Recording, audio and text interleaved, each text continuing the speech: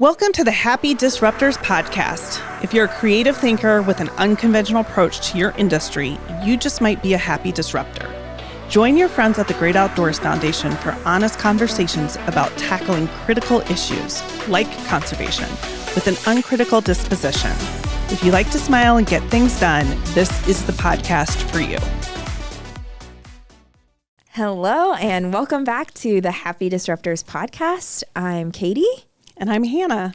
And today we are joined by Stephanie Oppel, Executive Director of Icon Water Trails, and a dear colleague of ours. Stephanie, we're so glad to have you here. I'm so glad to be here. Thank you. So tell us a little bit about yourself and your role with Icon. Sure. So serving as the Executive Director of Icon, just hit the 2-year mark, which is really exciting for me, getting to work with this team and with all the folks from the Great Outdoors Foundation. So have loved that. I'm an Iowan, grew up here, born and raised in Ankeny. I live in Norwalk now. So just, all around the metro. Have always had a great love of big, complex projects with lots of stakeholders. That really energizes me and gets me going. So Icon fits the bill on that one. Yeah. And love the outdoors, outdoor enthusiast, and really enjoy getting out with my husband and my kids and family. So this has been really an ideal opportunity for me. Really happy. Absolutely. Well, we have referenced and talked about Icon in a number of different formats here on the podcast in relation to some of our other work at the Great Outdoors Foundation, but I really want to do a deep dive today. Great. So walk us through Icon Water Trails from inception, when it started off as just an idea, a twinkle in someone's eye, to where it is today. Yeah, and Hannah, I'm going to tag you in on some of this for too. sure. Since 2 years, a decade worth of work on this. But yeah, so Icon, just kind of on a very basic level, is a regional collaboration devoted to improving access to outdoor recreation, being used as a catalyst for conservation, economic development, workforce attraction and retention, tourism, just everything packaged together that's really continuing to make Des Moines and Central Iowa an incredible place to live and to visit.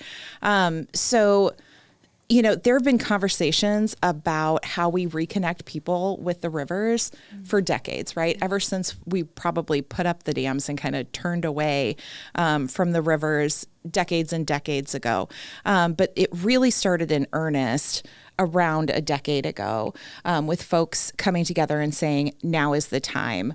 We really need a big, bold vision for how we can activate the water trails, how we can improve water quality, and looking at what it would take to do that together.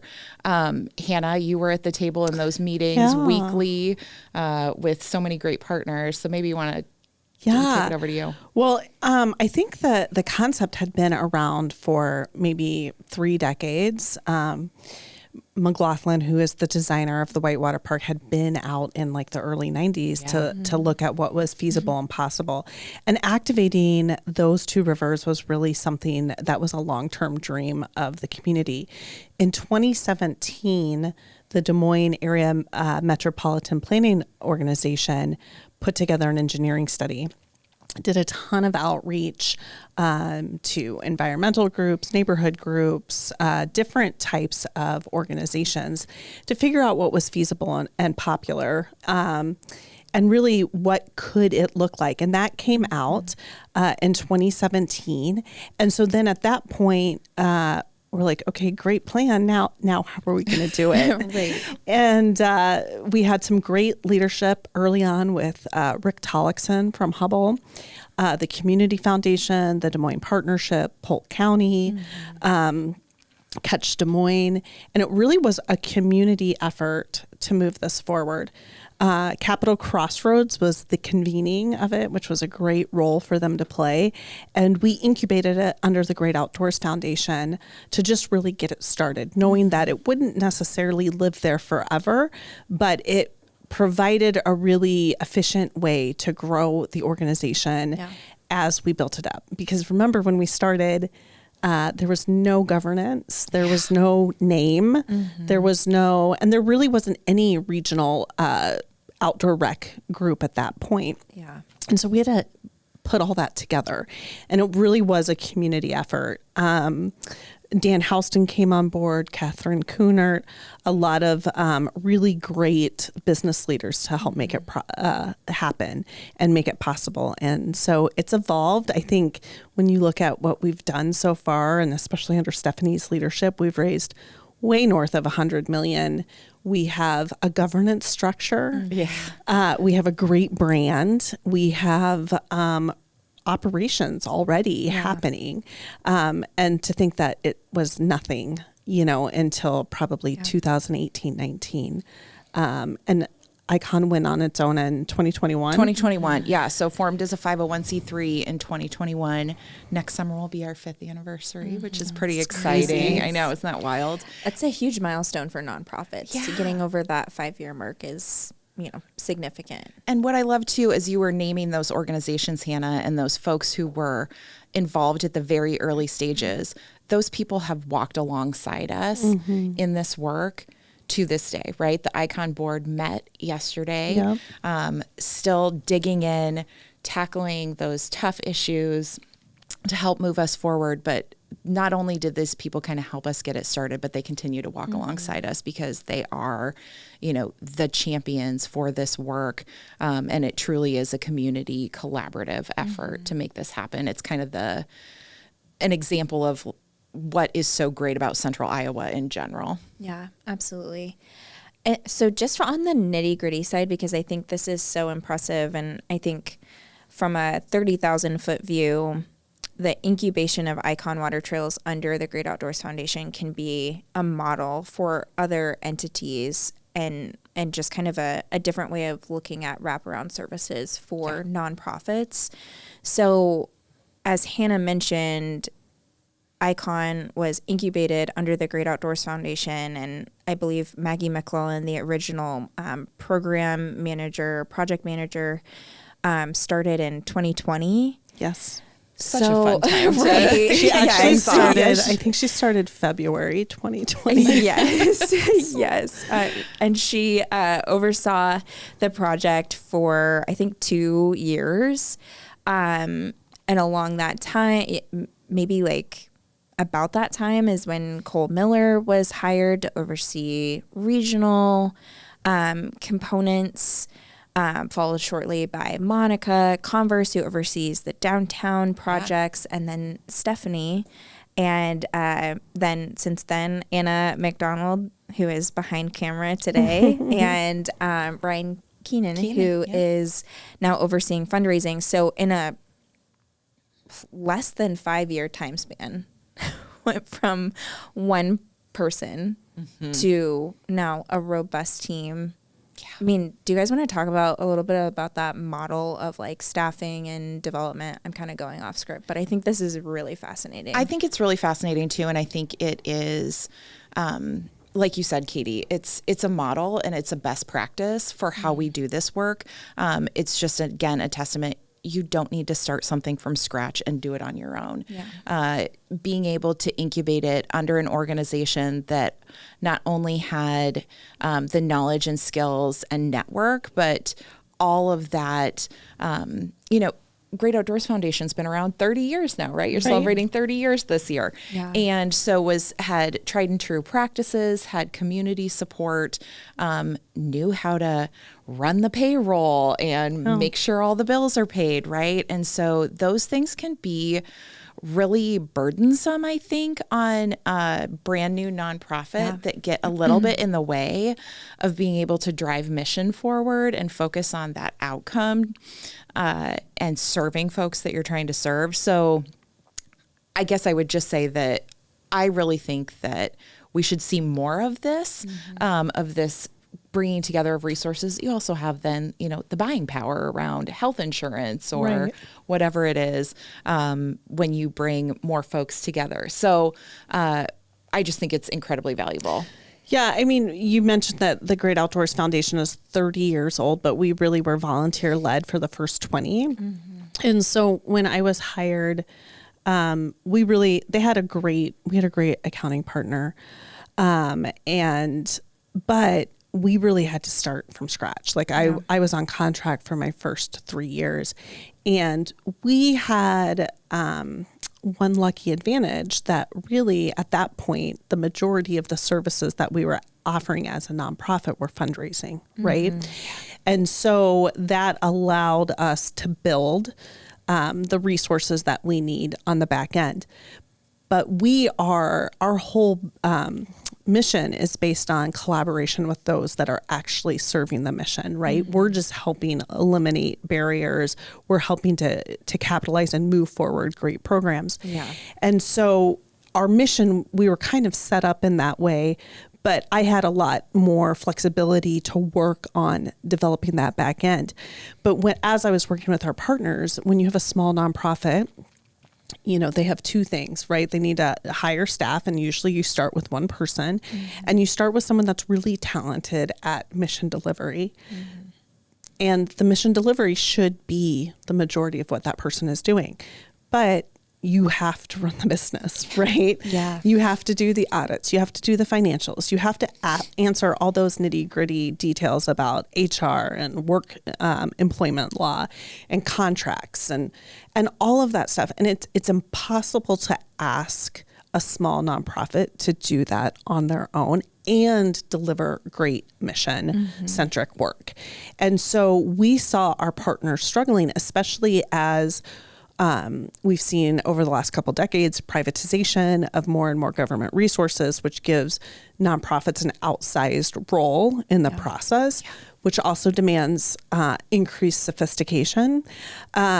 But also since COVID, just the increased reliance on nonprofits in all industry. And so we feel we don't have it 100% right, but I think working with ICON and others, but especially ICON, has allowed us to figure out that model in a better way, that we're hoping that that's a main service, because we really need our strong nonprofits to be concentrating on mission delivery.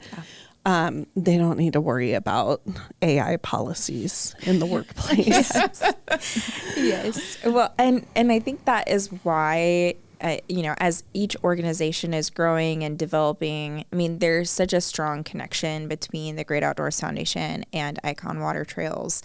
And so, if you have encountered one or both of our organizations just out in the general public, it's hard to encapsulate this entire conversation in a bite-sized piece. So I think it's important to talk through that evolution and also think about what it means and what it could mean for other nonprofits. Yeah, I think it's hard to capture all of that. It's also, I think people get confused as to, are we one organization? Are we two? Yeah. What does that relationship look like? Yeah. Is it the same? I think that is something I'm really excited about too, is seeing us grow individually as we continue to have a really incredibly strong partnership, and knowing that we can do a lot of this work better together. So yeah, it's very nuanced, isn't it? Yeah. And it's very complex. So I'm glad that we're talking about it today. Yeah, me too. So can you explain for those viewers, what the difference is between ICON and GOF, and maybe it's best to talk about what each of us does in complements of each other. Just sharing a little bit about ICON and what we do and what we're all about. So ICON is public-private partnership, really, what it boils down to. We are a membership organization, is a way that you could probably share that, that might help people understand. We have 12 local jurisdictions that participate in ICON, and we're working to activate 150 miles of water trails. So we are really focused on developing the infrastructure that allows folks to access the rivers, creeks, and streams, and providing them places to create wonderful memories. And as we're developing that infrastructure, there are conservation best practices baked into that, right? really intentional design to make sure that we are enhancing the natural environment or improving it, bringing it back in some places, improving safety. Underneath all of that is an economic development tool. So recreation is an incredible catalyst for economic development. Sometimes that isn't as widely known as it should be, but it's key to the economic vitality of a region and the quality of life for folks who live there.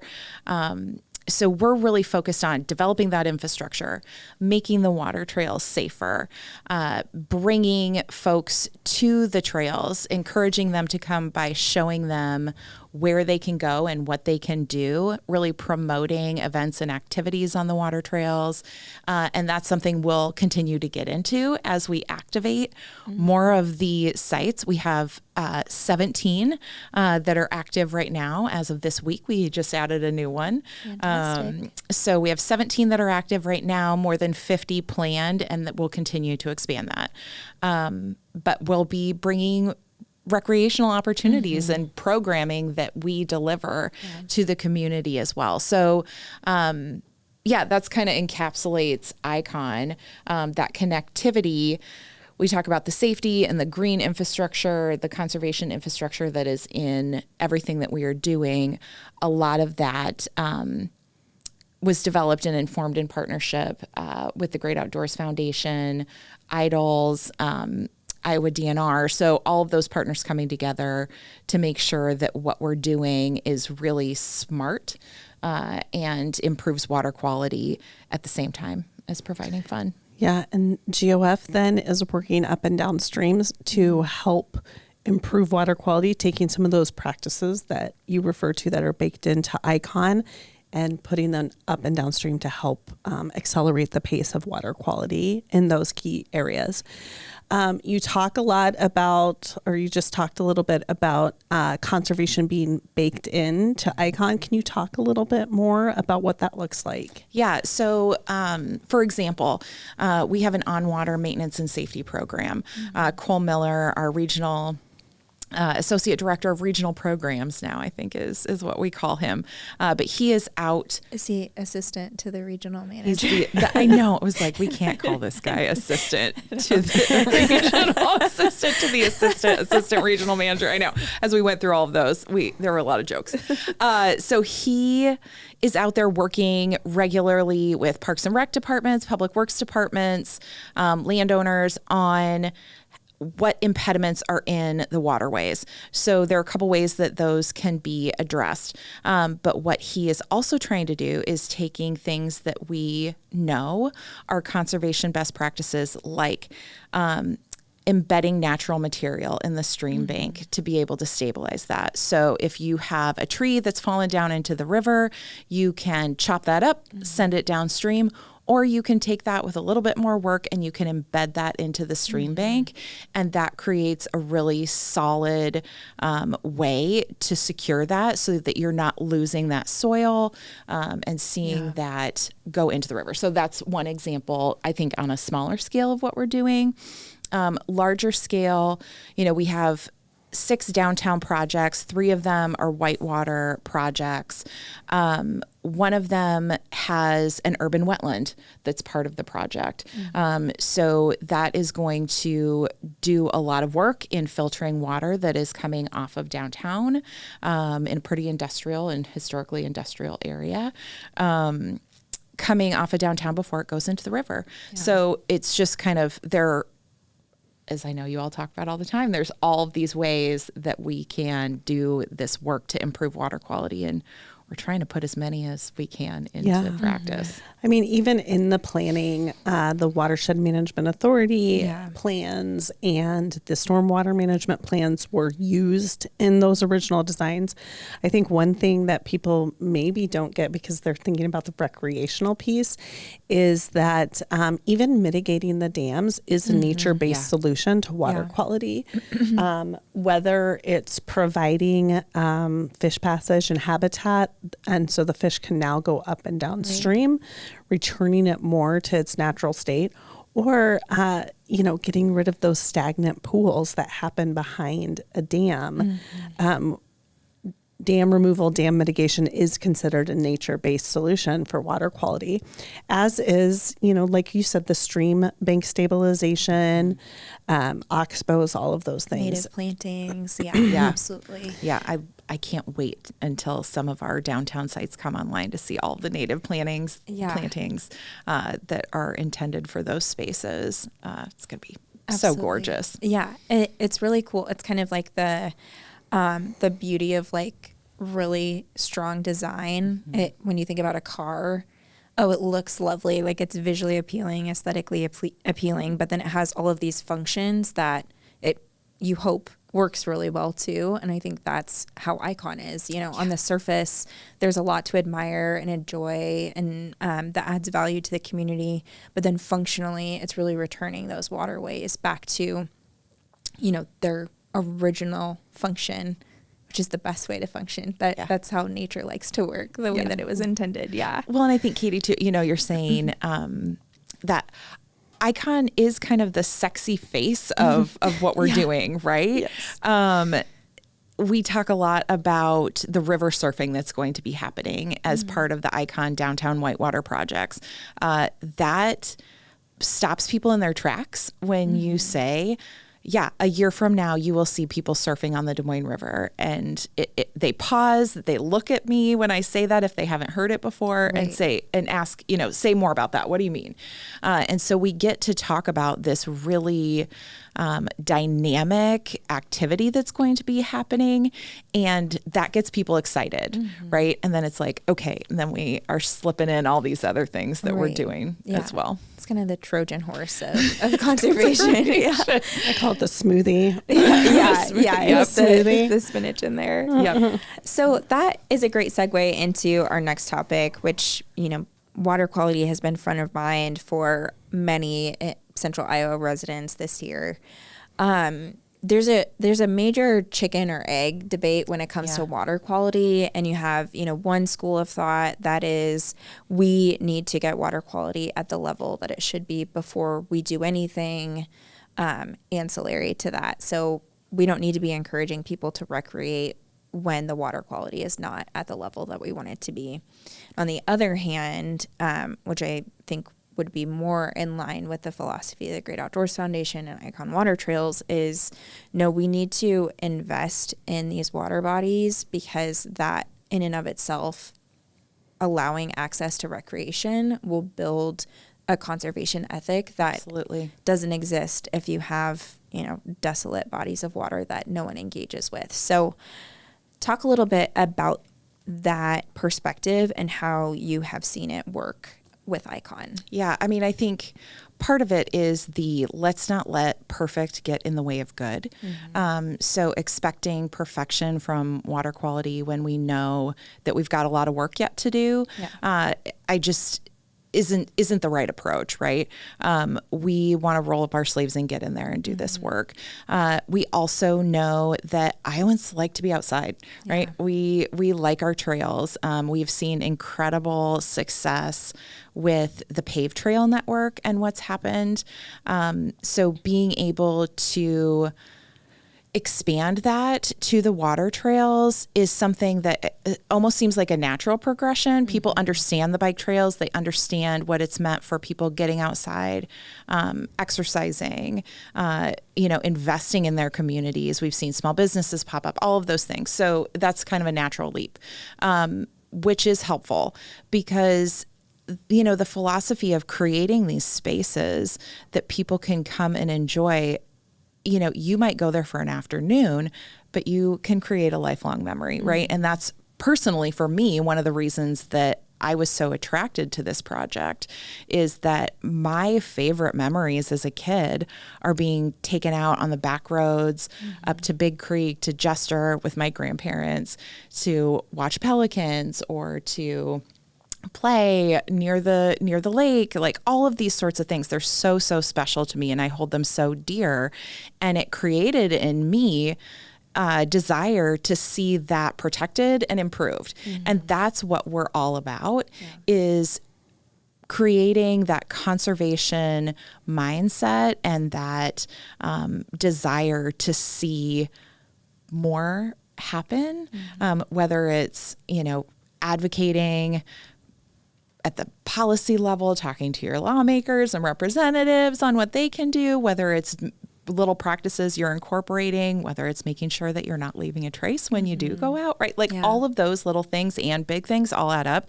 And that's what ICON's all about, is just making that connection between people and the water. The other piece of it, I think that's really important, is creating community around these spaces. So that example again of the bike trails, the bike community, 20 years ago, that didn't exist in the way that it does in Iowa.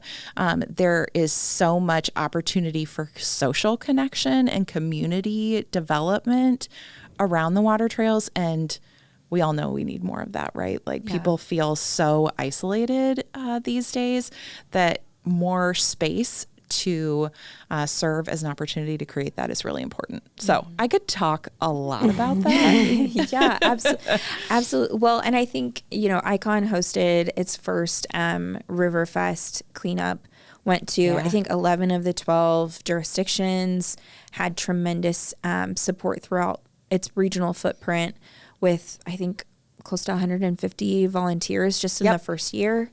That, to me, is a demonstration of the desire for engagement with the water trails. And it was, you got to come out and pick up garbage or remove invasive species. Like, we're not talking about an easy day of volunteering. Like, these folks really, they came prepared to like roll their sleeves up and get to work. And you don't do that for something that you don't care about. Especially when it's 92 degrees. It was like 92 degrees that day, and nobody canceled. We actually had extra people that thought they were registered, but they weren't, and we took them in anyway, right? We had like a dozen people that showed up that were so excited about it. I think that's exactly right, Katie.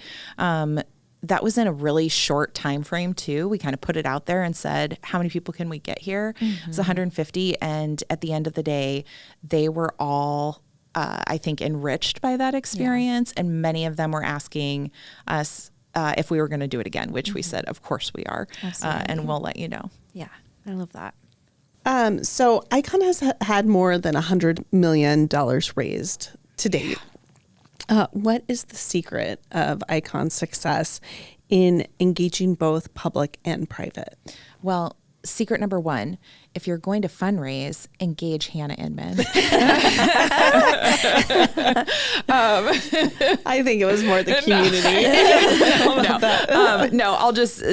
Truly. I think that, it can be really challenging to raise that amount of money around something, especially when it was a concept, right? When a lot of this money was coming in to support this. It was a dream. It was a concept. You didn't have kind of the proof of that concept. Yes, you had it in other places, but people had to really imagine this. I think what was the key to this, one, Central Iowa, we collaborate and we rally around things that we care about, right? We have always benefited from really incredible leaders in the business community that are willing to step up and step into these projects. Yes, definitely. And go out and help make those asks and help encourage people because they see the vision and they can bring people alongside that vision and make them really understand what the benefit is going to be in the long term. So that has been a key. I really think that the way that this was approached is really important to talk about as well. So using private investment in that local business community coming out to help secure some of that public funding. So if you can get the big businesses in the area, the key supporters to say, yeah, we're coming together as a community. We're involved here. That will help some of those grants and other public dollars kind of flow down because they know that there's the community investment. So we have a really ideal mix of that, about 70-30 public-private ratio. But I think that was really key as well. For sure. And you do make an interesting point. I mean, it was just a concept, right? And the first downtown, 2 of the 3 downtown projects, which are the larger investments, are under construction now. And I think even with that starting to happen, people are like, oh, wait, this is, I mean, I get calls almost weekly of someone being like, oh, I was at Single Speed or Mullets, or I was biking, and it really is happening. And I'm like, yep, it really is. Absolutely. And I think even too, like, the concept is hard to really wrap your head around, the magnitude of the project. And then even if you go down to the confluence of the Des Moines and Raccoon Rivers, you see it from the bridge, right? But it's not until you actually go down into that job site, which I'm not encouraging. It's an active construction site. Wait for a little bit to do that. Once people will actually get down in there, they will really see the size and scope and scale of what has been achieved there. It is gigantic. Gigantic. Stephanie showed a picture at the board meeting the other day of a worker on some of the safed part of the dam.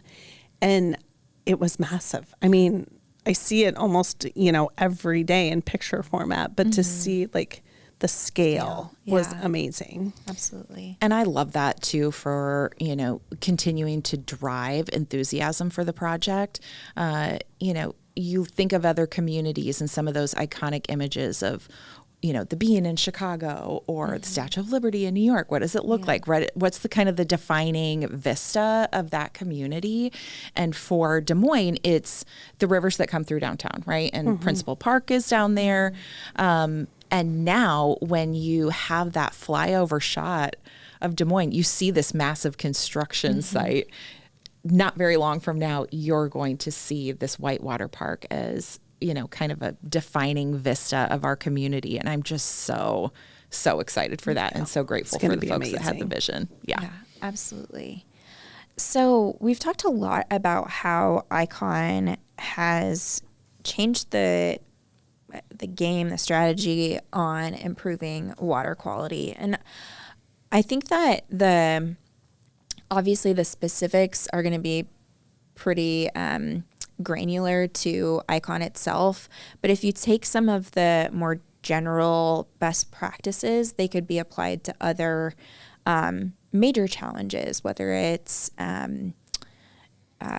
education or food insecurity or, any collective challenge that a community is facing. There are probably gold nuggets that we can take away from the way that the community has rallied around Icon and rallied around water quality. What do you think some of those are, and how, what indicators of success have we seen with Icon? Yeah. I think that's exactly right. It's the coming together. So, we mentioned at the top of this conversation, 12 communities are part of Icon Water Trails. Each community could do some of this work on their own. Yeah. But the benefit of pooling those resources, of having a unified vision, having, unified execution is so important to the success of this. From a funding perspective, from just efficiencies that are created, all of that is great. And I do think we see that and we continue to see that. So, a couple things recently, right? Was just talking with Doug Romig, who's back in the community after being away for a few years. And there is a blueprint for homelessness, right? So the community has come together around, there's all of these great nonprofits that are trying to address issues that we have for our unhoused or, housing insecure folks. But how do we kind of centralize some of that and think about that vision? Just saw in the news, one of the projects I got to work on before I came to Icon was a healthcare workforce collaborative that came kind of right after Icon in terms of concept. Was a little bit shorter term, but we worked on that to try to address the healthcare worker shortage and getting more people interested in nursing and those things. And they have seen incredible outcomes by bringing community college, high school, private college, all of those together in the same room, those leaders to have a shared vision and shared strategy. And I just truly think that the opportunities are endless in that. And that's going to continue to be why Central Iowa hits above its weight class and delivers an outsized impact. Absolutely. So talking about, sort of those stacked benefits and community vision. So the Icon Water Trails had 250,000 seasonal visits this last year with 14 active sites at that time. Yeah. Which is pretty significant. How do you see that strategy playing out? How do you see that impacting how we identify as Central Iowans?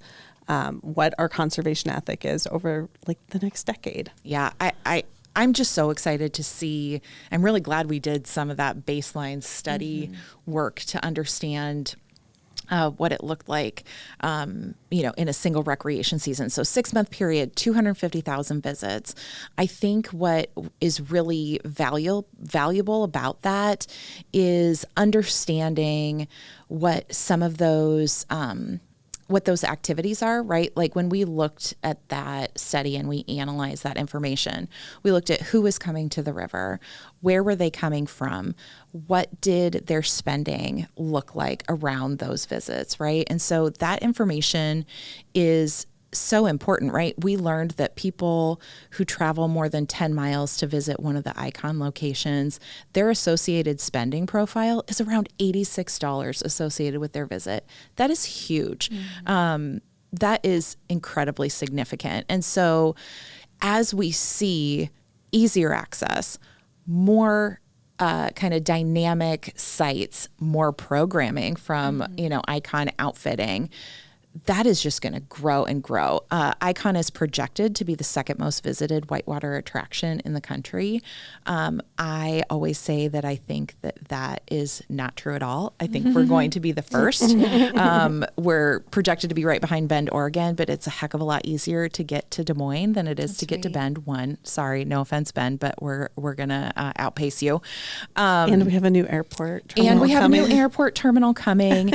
And we have what nobody else has, an entire regional network. So not only do we have not one, but 3 whitewater sites that are all connected once this is all done, but we will have then 50 plus other locations to visit as well. So the overall impact is so incredible. There's just opportunity for exponential growth around this. And then you layer on the paved bike trails. I once heard a statistic that not all bikers are kayakers, but all kayakers are bikers. Oh, yeah. So, think about, it could be like a dual visit and you can go the High Trestle Trail and kayak the same river the next day. Yeah, and your skater kid can drop in down at the skate park, right? And then there's, talking stats, there's that other piece of for every one person surfing in the river or playboating in the river, you've got 7 or 8 people on the shore watching them, right? And a lot of those people probably stop over at Single Speed for a burger and a beer, right? Have a great time and hopefully then want to move here. Iowa is not, growing on our own population wise. We need to continue to attract talent to our state, and folks look at, what's available to me in my non-working hours in the community. And so I think as a workforce attraction and retention to keep the incredible businesses that we have here thriving, Icon is a really important strategy. Yeah, most definitely. Well, we have spent a lot of the last 15 or 20 minutes talking about future forward. What are we doing looking ahead? But for our closing segment, let's whiteboard it. Our question for the two of you is, what is your favorite Icon milestone to date? And you can either draw it. Stephanie, I've got your whiteboard right here for you. You can either draw it, bonus points for that, or write it.